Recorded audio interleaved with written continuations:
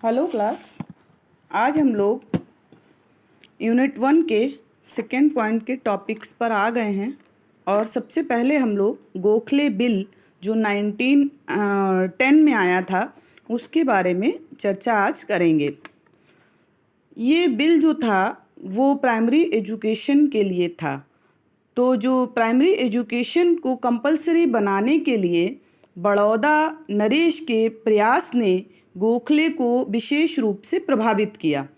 उन्होंने खुद ही सोचा कि इस दिशा में कुछ नए जो हैं वो प्रयास किए जाएं और ब्रिटिश सरकार का एलिमेंट्री एजुकेशन की तरफ ध्यान खींचने के लिए उन्होंने 19 मार्च 1910 में केंद्रीय धारा सभा के एक सदस्य के रूप में एक प्रस्ताव प्रस्तुत किया। तो इस प्रकार से Gopal Krishna Gokhale put forward a proposal for compulsory primary education in 1910 as a member of legislative council. अब प्रपोजल क्या था? प्रपोजल था ये प्रस्ताव में लिखा हुआ था कि this council recommends that a beginning should be made in the direction of making elementary education free and compulsory throughout the country, and that a mixed commission of officials and non-officials be appointed an early date to form definite proposals। तो गोखले ने इस प्रकार ये मांग की इन लोगों से, British government से, कि जो सभा है वो एक सिफारिश करती है कि प्राथमिक शिक्षा को निःशुल्क और अनिवार्य बनाया जाए और इसके लिए गैर सरकारी और सरकारी अधिकारियों का एक कमेटी का गठन किया जाए जिसमें वे इसके लिए प्रावधानों को ला सकें। तो इसके जो the proposal was about the directions of making elementary education free and compulsory in India. Then next, for it a mixed commission of officials and non-officials be appointed to frame definite proposals। इस तरह से ये एक proposal लाए थे गोपाल कृष्ण गोखले। तो some important points of these proposals were: number 1 was free and compulsory primary education in the area where 35% boys were receiving education. इन्होंने पहले ये मांग की थी कि जिन क्षेत्रों में 33% से ज़्यादा या 33% बच्चे जो हैं प्राथमिक एजुकेशन ले रहे हैं, प्राथमिक शिक्षा ले रहे हैं, उनको लिए जो प्राथमिक शिक्षा है वो अनिवार्य और निःशुल्क कर दी जाए। The next one was this provision should apply to the age group of 6 to 10 year। और ये प्रोविज़न 6 से 10 साल के बच्चों के लिए बनाए जाएं। Then the cost of it should be shared by the provincial government and local bodies in the ratio of 2:1। तो ये शिक्षा का जो व्यय भार था उसका जो बंटवारा हुआ वो स्थानीय संस्थाओं और सरकार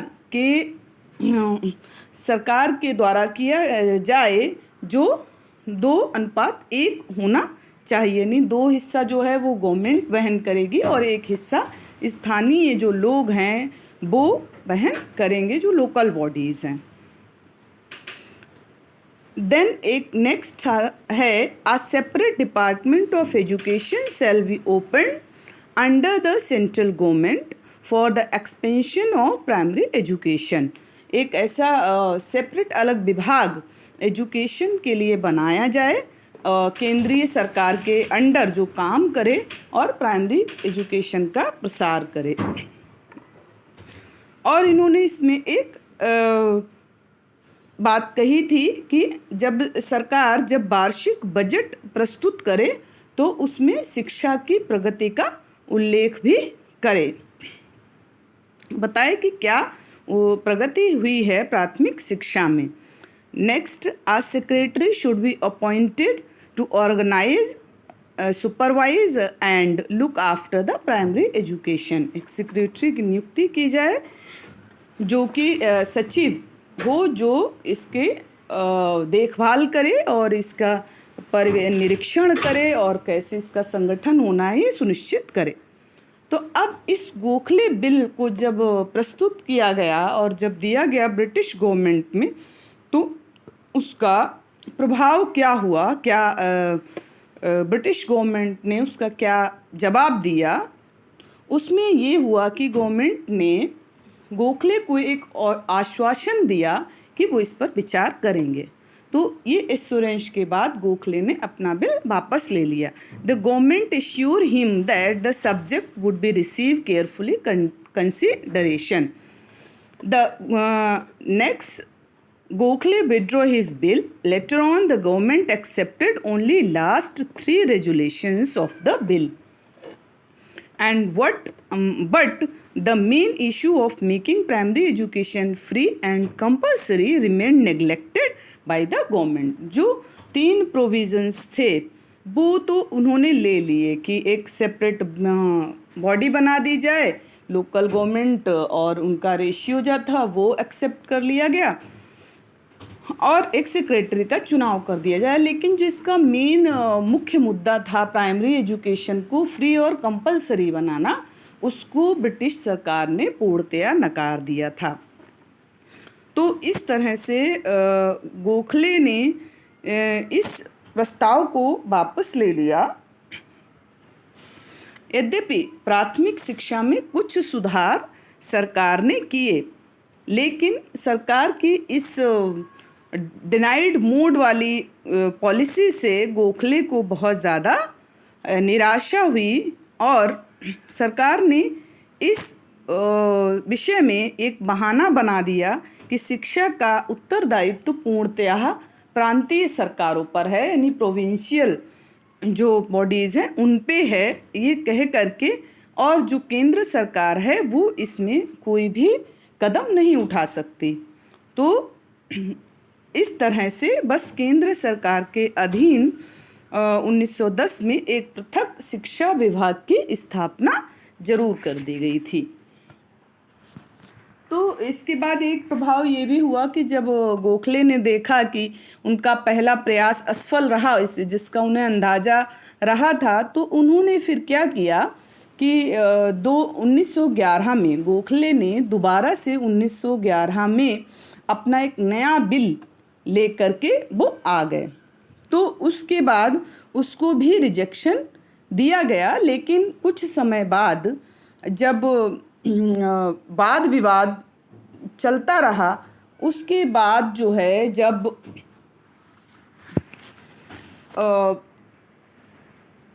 किंग जॉर्ज 5 यहाँ इंडिया आए तो इस दिशा में कुछ प्रयास अवश्य किए गए और उनकी जो प्रभाव था प्राथमिक शिक्षा पर वो सफल रहा।